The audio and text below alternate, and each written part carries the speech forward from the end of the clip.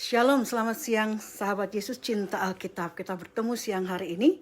Tadi pagi saya harus bangun pagi-pagi karena ada responsibility buat worship in the morning. Mari kita buka pertemuan kita di dalam doa. Oh Bapa, terima kasih untuk siang ini Tuhan. Terima kasih untuk hari yang baru yang sudah Kau berikan bagi kami dan sudah kami jalani Tuhan. Terima kasih, kami percaya berkat-Mu Tuhan sudah tersedia bagi kami dan sedang kami nikmati. Bapa, terima kasih, kami percaya Tuhan kesembuhan, kesehatan, kekuatan ada pada kami yang berharap kepada Engkau. Terima kasih, buka hati dan pikiran kami untuk firman Tuhan. Kami mau membaca firman-Mu di dalam nama Tuhan Yesus. Amin. Puji Tuhan. Kita masuk dalam Kejadian pasal 43 ayat 1 sampai 34. Saudara-saudara Yusuf pergi ke Mesir untuk kedua kalinya. Demikian firman Tuhan. Tetapi hebat sekali kelaparan di negeri itu. Dan setelah gandum yang dibawa mereka dari Mesir habis dimakan, berkatalah ayah mereka, "Pergilah pula membeli sedikit bahan makanan untuk kita." Lalu Yehuda menjawabnya, "Orang itu telah memperingatkan kami dengan sungguh-sungguh. Kami tidak boleh melihat mukaku. Kamu tidak boleh melihat mukaku jika adikmu itu tidak ada bersama-sama dengan kamu. Jika engkau membiarkan adik kami pergi bersama-sama dengan kami, maka kami mau pergi ke sana dan membeli bahan makanan bagimu. Tetapi jika engkau," maksudnya dia berkata kepada Yakub tidak mau membiarkan dia pergi, Benyamin pergi, "maka kami tidak akan pergi ke sana. Sebab orang itu telah berkata kepada kami, kamu tidak boleh melihat mukaku jika adikmu itu tidak ada bersama-sama dengan kamu." Lalu berkatalah Israel atau Yakub, "Mengapa kamu mendatangkan malapetaka kepadaku dengan memberitahukan kepada orang itu bahwa masih ada adikmu seorang?" Jawab mereka, "Orang itu telah menanyai kami dengan seksama tentang kami sendiri dan tentang sanak saudara kita. Masih hidupkah ayahmu? Adakah adikmu lagi? Dan kami telah memberitahukan semuanya kepadanya seperti yang sebenarnya. Bagaimana kami dapat menduga bahwa ia akan berkata, 'Bawalah kemari adikmu itu.'" Lalu berkatalah Yehuda kepada Israel, ayahnya, "Biarkanlah anak itu pergi bersama-sama dengan aku. Maka kami akan bersiap dan pergi, supaya kita tetap hidup dan jangan mati, baik kami maupun engkau dan anak-anak kami. Akulah yang menanggung Benyamin. Engkau boleh menuntut dia daripadaku. Jika aku tidak membawa dia kepadamu dan menempatkan dia di depanmu, maka akulah yang berdosa terhadap engkau untuk selama-lamanya. Jika kita tidak berlambat-lambat, maka tentulah kami sekarang sudah 2 kali pulang." Dalam Bible bahasa Inggris lebih jelas dikatakan, diterjemahkan bunyinya demikian. Kalau kita tidak berlama-lama, berlambat-lambat, Benyamin boleh dikasih pergi. Mereka boleh membawa Benyamin ke Mesir. Yehuda bilang, sekarang ini kami sudah balik dari Mesir untuk yang kedua kalinya. Bukan berarti pulang 2 pergi, pulang balik begitu ya. Yang ke-11, lalu Israel, ayah mereka berkata kepadanya, "Jika demikian, perbuatlah begini. Ambillah hasil yang terbaik dari negeri ini dalam tempat gandummu dan bawalah kepada orang itu sebagai persembahan. Sedikit balsam dan sedikit madu, damar dan damar laden, buah kemiri dan buah badam. Dan bawalah uang 2 kali lipat banyaknya. Uang yang telah dikembalikan ke dalam mulut karung-karungmu itu haruslah kamu bawa kembali. Mungkin itu suatu kekilafan. Bawalah juga adikmu itu, bersiaplah dan kembalilah pula kepada orang itu. Allah yang Maha Kuasa kiranya membuat orang itu menaruh belas kasihan kepadamu, supaya ia membiarkan saudaramu yang lain itu beserta Benyamin kembali. Mengenai aku ini, jika terpaksa aku kehilangan anak-anakku, biarlah juga kehilangan." Dalam Bible bahasa Inggris mengatakan, kalau aku harus berkabung karena kehilangan anak-anakku, biarlah aku berkabung. Ayat 15, lalu orang-orang atau anak-anak Yakub itu mengambil persembahan itu dan mengambil uang 2 kali lipat banyaknya, beserta Benyamin juga. Mereka bersiap dan pergi ke Mesir. Kemudian berdirilah mereka di depan Yusuf. Ketika Yusuf melihat Benyamin bersama-sama dengan mereka, berkatalah ia kepada kepala rumahnya, "Bawalah orang-orang ini ke dalam rumah, sembelilah seekor hewan dan siapkanlah itu. Sebab orang-orang ini akan makan bersama-sama dengan aku pada tengah hari ini." Orang itu melakukan seperti yang dikatakan Yusuf dan dibawanyalah orang-orang itu ke dalam rumah Yusuf. Maksudnya saudara-saudara Yusuf dibawa ke dalam rumah Yusuf. Lalu ketakutanlah orang-orang itu karena mereka dibawa ke dalam rumah Yusuf. Kata mereka, yang menjadi sebab kita dibawa ke sini ialah perkara uang yang dikembalikan ke dalam karung kita pada mulanya itu. Supaya kita disergap dan ditangkap. Dan supaya kita dijadikan budak dan keledai kita diambil. Karena itu mereka mendekati kepala rumah Yusuf itu dan berkata kepadanya di depan pintu rumah, "Mohon bicara Tuan, kami dahulu datang kemari untuk membeli bahan makanan. Tetapi ketika kami sampai ke tempat bermalam dan membuka karung kami, tampaklah uang kami masing-masing dengan tidak kurang jumlahnya ada di dalam mulut karung. Tetapi sekarang kami membawanya kembali. Uang lain kami bawa juga kemari untuk membeli bahan makanan. Kami tidak tahu siapa yang menaruh uang kami itu ke dalam karung kami." Tetapi jawab kepala rumah Yusuf, "Tenanglah saja, jangan takut. Allahmu dan Allah bapamu telah memberikan kepadamu harta terpendam dalam karungmu. Uangmu itu telah kuterima." Kemudian dikeluarkannyalah Simeon dan dibawanya kepada mereka. Setelah orang itu membawa mereka ke dalam rumah Yusuf, diberikannya air supaya mereka membasuh kaki, juga keledai mereka diberinya makan. Sesudah itu mereka menyiapkan persembahan yang menantikan Yusuf datang pada waktu tengah hari, sebab mereka telah mendengar bahwa mereka akan makan di situ. Ketika Yusuf telah pulang, mereka membawa persembahan yang ada pada mereka itu kepada Yusuf di dalam rumah, lalu sujud kepadanya sampai ke tanah. Sesudah itu ia bertanya kepada mereka, apakah mereka selamat? Lagi katanya, apakah ayahmu yang tua yang kamu sebutkan itu selamat? Masih hidupkah ia? Jawab mereka, hambamu, ayah kami ada selamat, ia masih hidup. Sesudah itu berlututlah mereka dan sujud. Ketika Yusuf memandang kepada mereka, dilihatnyalah Benyamin adiknya yang seibu dengan dia. Lalu katanya, inikah adikmu yang bungsu itu yang telah kamu sebut-sebut kepadaku? Lagi katanya, Allah kiranya memberikan kasih karunia kepadamu anakku. Lalu segeralah Yusuf pergi dari situ, sebab hatinya sangat terharu, merindukan adiknya itu. Dicarinyalah tempat untuk menangis.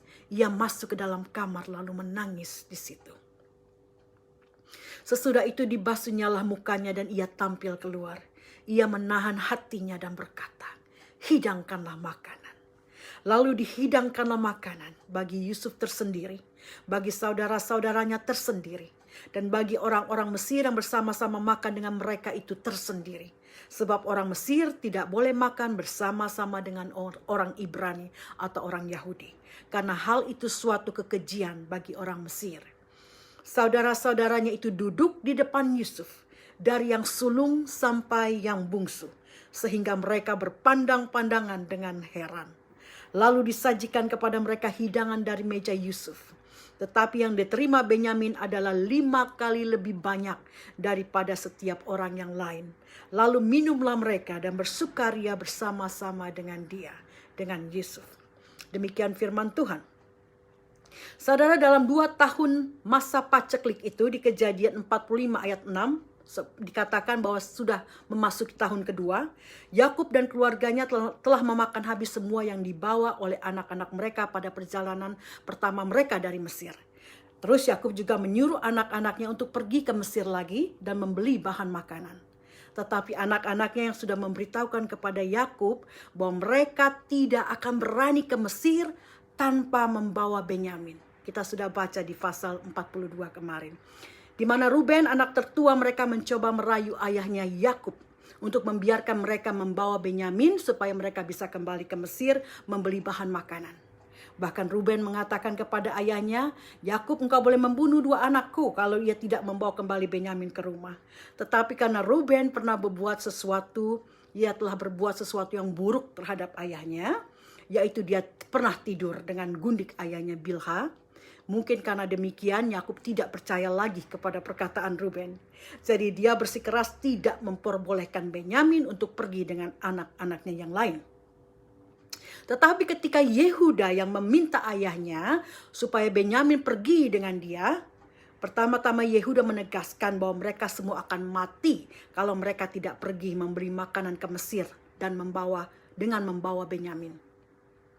Yang kedua, Yehuda berjanji kalau Benyamin tidak kembali, Yehuda akan mengambil tanggung jawab dan bersedia dipersalahkan.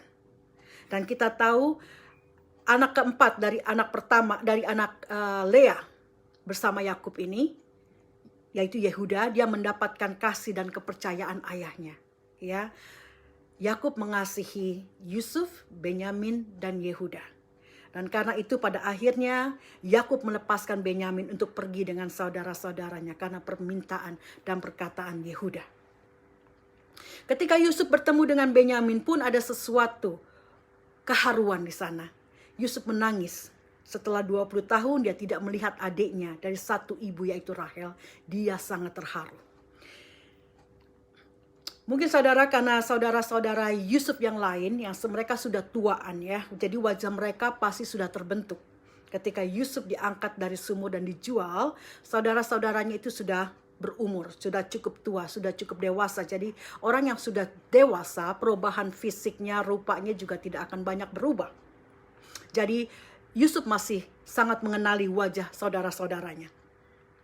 Tetapi Benyamin yang ketika Yusuf dijual ke Mesir, dia mungkin baru berusia sekitar 9-10 tahunan.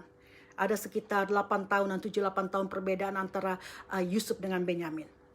Maka pasti banyak perubahan dalam rupa dan badan Benyamin yang Yusuf lihat terakhir kali sewaktu dia meninggalkan rumah ayahnya untuk pergi kepada saudara-saudaranya, melihat saudara-saudaranya yang mengembalakan domba waktu itu. Jadi umur 10 tahun saat itu sampai 20 tahun menjadi 30 tahun pasti banyak perubahan. Karena itu dia sangat menangis, ya, dia sangat merindukan adiknya. Bagaimana rupa adikku saat ini setelah 20 tahun. Dan karena itu juga dia adalah satu darah dengan Benyamin, satu ibu dan dari bapak yang sama. Jadi tentu saja hati Yusuf lebih condong kepada adik sedarahnya ini. Karena itu dikatakan Yusuf menangis. Dia menangis, dia pergi ke ruang lain, dan setelah itu dia mencuci mukanya. Karena seperti saya katakan kemarin bahwa petinggi-petinggi Firaun, mereka memakai make up pada mata mereka. Jadi pastinya Yusuf membasuh muka, ya, karena sudah meleleh itu make up matanya. Dan setelah mencuci muka pasti dia pakai kembali make up matanya sebelum dia menemui saudara-saudaranya. Dan karena prasangka rasial atau ras dan juga budaya pada waktu itu, maka makan siang mereka pun dipisahkan antara orang-orang Yahudi dan meja orang-orang Mesir. Karena bagi orang Mesir, mereka tidak boleh makan bersama-sama dengan orang Yahudi. Karena itu adalah kekejian buat orang Mesir. Dikatakan mereka duduk di depan Yusuf dan saudara-saudaranya itu duduk dijajarkan dari yang tertua yaitu Ruben sampai yang termuda yaitu Benyamin. Karena itu dikatakan mereka memandang satu sama lain dengan heran. Mereka pikir bagaimana orang Mesir ini tahu urutan mereka dari yang tertua sampai yang bungsu. Jadi mereka saling pandang memandang. Firman mengatakan demikian. Karena mereka heran. Kok dia tahu siapa yang paling tua, nomor 2, nomor 3, dan seterusnya sampai Benyamin. Saudara Rema, apa yang kita dapat dari pembacaan hari ini? Ayat 18 mengatakan, lalu ketakutanlah orang-orang atau anak-anak Yakub atau saudara-saudara Yusuf itu. Karena mereka dibawa ke dalam rumah Yusuf. Kata mereka, yang menjadi sebab kita dibawa ke sini ialah perkara uang yang dikembalikan ke dalam karung kita pada mulanya itu. Supaya kita disergap dan ditangkap. Dan supaya kita dijadikan budak dan keledai kita diambil. Saudara-saudara Yusuf sudah berprasangka yang buruk tentang apa yang akan terjadi. Mereka berprasangka buruk. Kenapa mereka dibawa ke rumah Yusuf? Mereka kira masalahnya karena uang yang ada di kantong makanan mereka yang ditaruh di sana.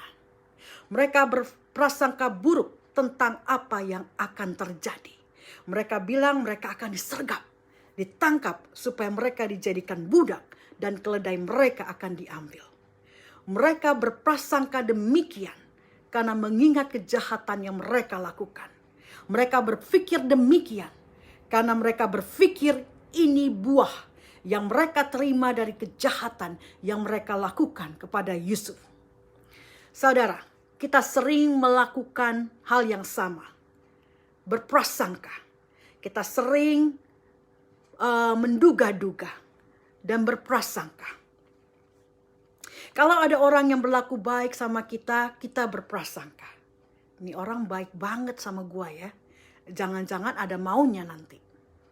Mau apa dia ya? Kok baik banget sih sama gua? Dulu dia itu cuek banget. Sekarang kok dia baik banget sih sama gua? Wah, harus hati-hati nih. Nanti diam-diam gua ditusuk dari belakang.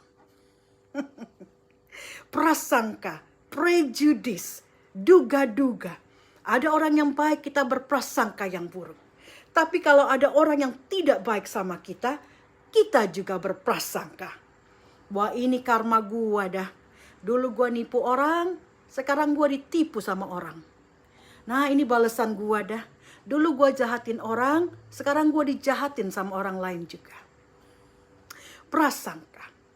Saudara, kita terlalu banyak mereka-reka, berpikir-pikir dan berprasangka-prasangka.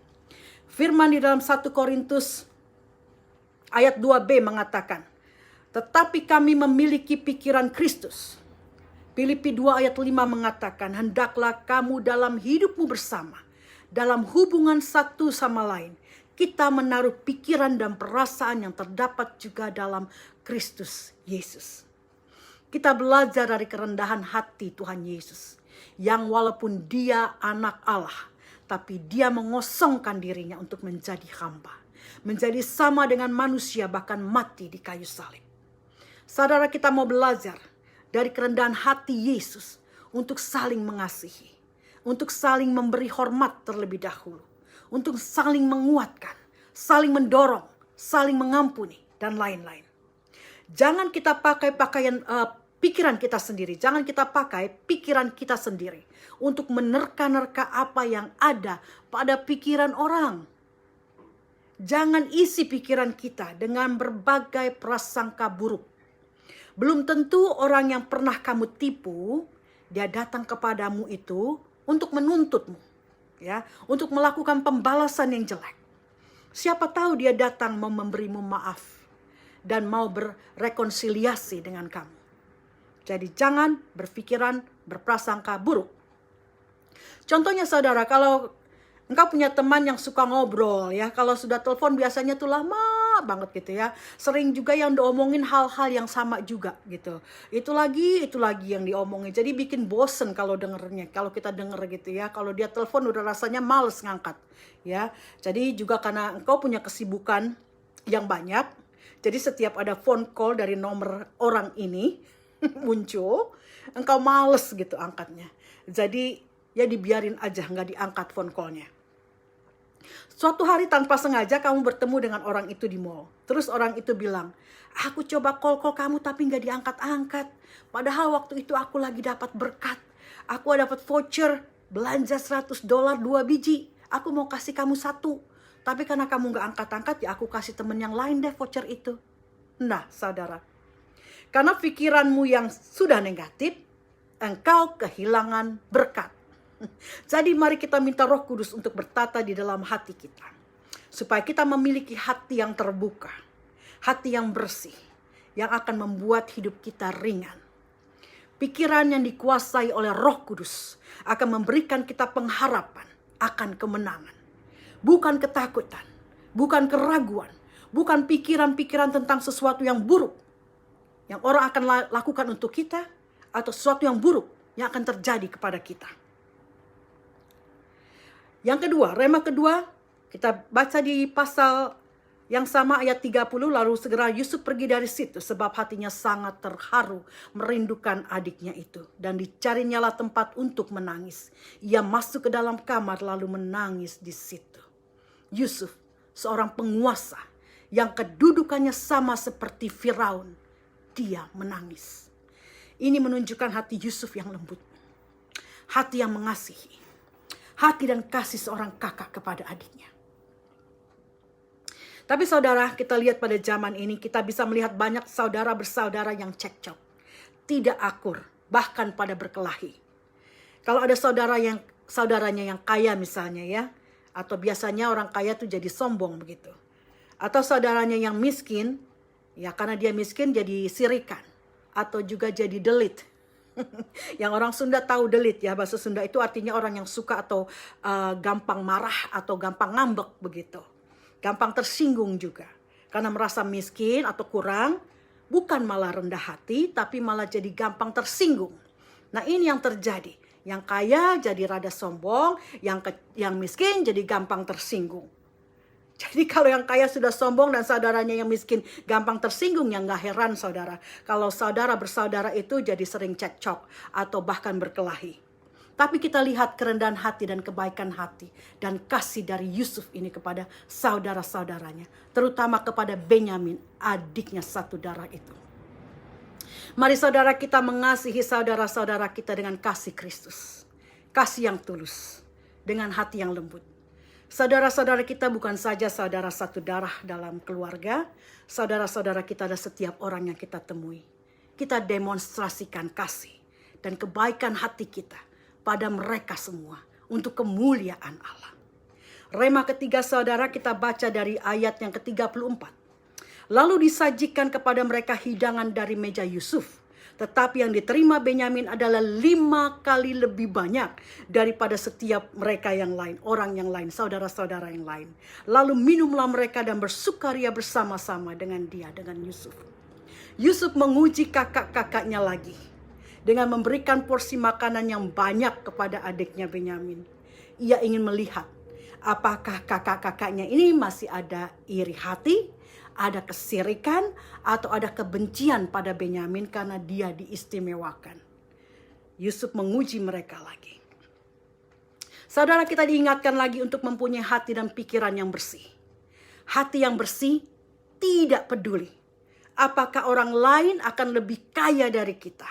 Padahal kita bekerja dengan rajin, dengan keras, ke orang lain lebih kaya, gua gini-gini aja. Hati yang bersih tidak peduli.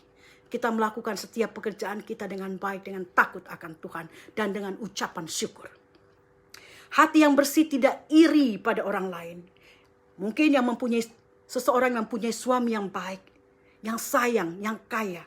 Padahal kalau dibanding-banding, kayaknya kita lebih berpendidikan. Kayaknya kita lebih cakep dari dia. Gitu. Kok bisa dia dapat suami yang baik, yang sayang, yang kaya? Gua kok mah dapat yang begini? Saudara, hati yang bersih tidak iri dan tidak membanding-bandingkan. Hati yang bersih tidak benci ketika orang lain dipromosikan atau disanjung-sanjung hanya karena dia banyak bicara, sedangkan engkau seorang yang pendiam. Sering kita alami, saya alami juga saudara, karena saya tidak banyak bicara. Kalau tidak ada prom dari Roh Kudus ataupun tidak perlu, saya tidak bicara. Jadi ya, kita tidak dianggap, kurang dianggap oleh orang lain. Mereka yang berbicara banyak lebih dianggap. Tapi pada waktunya Tuhan, Dia akan bawa kita naik. Bukan karena dengan usaha kita. Saudara, ketika kita melakukan sesuatu karena Tuhan yang promosikan, bukan karena kita yang mendekati orang-orang, tapi karena promosi Tuhan, itu akan lebih langgeng. Dan posisi kita akan lebih dikuatkan daripada kita menyosor-nyosor diri kepada orang supaya orang melihat apa yang kita lakukan, supaya kita diangkat dan dipromosikan. Saya tidak mencari itu. Jadi sering juga saya merasa, saya sudah melakukan banyak kok, tapi tidak ada seperti penghargaan atau apa. Tapi saya belajar dari firman Tuhan. Saya melakukan sesuatu bukan untuk manusia tetapi untuk Tuhan. Puji Tuhan. Jadi saudara, ketika engkau seorang yang pendiam, orang lain yang lebih banyak bicara dipromosikan lebih dahulu, tetap sabar. Tuhan melihat. Dia tahu waktu yang tepat untuk mempromosikanmu. Nah, hati yang bersih tidak kecil hati. Ketika orang lain tidak melihat atau kurang menghargai apa yang kita lakukan, kita tidak kecil hati. Karena orang yang takut akan Tuhan melakukan segala yang baik itu bukan untuk dilihat atau disanjung orang lain, sudah saya katakan itu. Tapi kita melakukannya karena kita takut dan taat akan Tuhan. Kita tutup dengan firman Tuhan di dalam Filipi 4 ayat 8-9. Jadi akhirnya saudara-saudara, semua yang benar, semua yang mulia, semua yang adil, semua yang suci, semua yang manis, semua yang sedap didengar, semua yang disebut kebajikan dan patut dipuji, pikirkanlah semuanya itu. Dan apa yang telah kamu pelajari, dan apa yang telah kamu terima, dan apa yang telah kamu dengar, dan apa yang telah kamu lihat padaku, lakukanlah itu. Maka Allah sumber damai sejahtera akan menyertai kamu. Amin. Mari kita berdoa. Bapa, terima kasih untuk firman-Mu hari ini. Sungguh Bapa, kami mengucap syukur untuk firman yang selalu Kau berikan bagi kami Tuhan. Untuk menguatkan kami Tuhan. Untuk membuka mata hati kami Tuhan. Bahwa Engkau Allah yang baik. Engkau menyediakan segala sesuatu yang baik bagi kami. Jadikan hati kami murni Tuhan. Sehingga kami tidak sirikan. Sehingga kami tidak iri hati. Sehingga kami tidak kecil hati. Bapa, terima kasih. Biar segala sesuatu tantangan yang kami hadapi Tuhan, kami tetap berbesar hati. Kami tetap berpengharapan di dalam Tuhan. Terima kasih untuk firman-Mu saat ini. Di dalam nama Tuhan Yesus kami berkati saudara-saudara kami. Terima kasih Tuhan. Biar mereka buka hati kepada Engkau dan terus meminta pimpinan Roh Kudus di dalam hidup mereka. Bapa, terima kasih. Terima kasih, bentuk kami Tuhan. Di dalam nama Tuhan Yesus. Haleluya. Amin. Tuhan Yesus memberkati dan terus teguh di dalam Tuhan. Immanuel, Allah menyertai kita.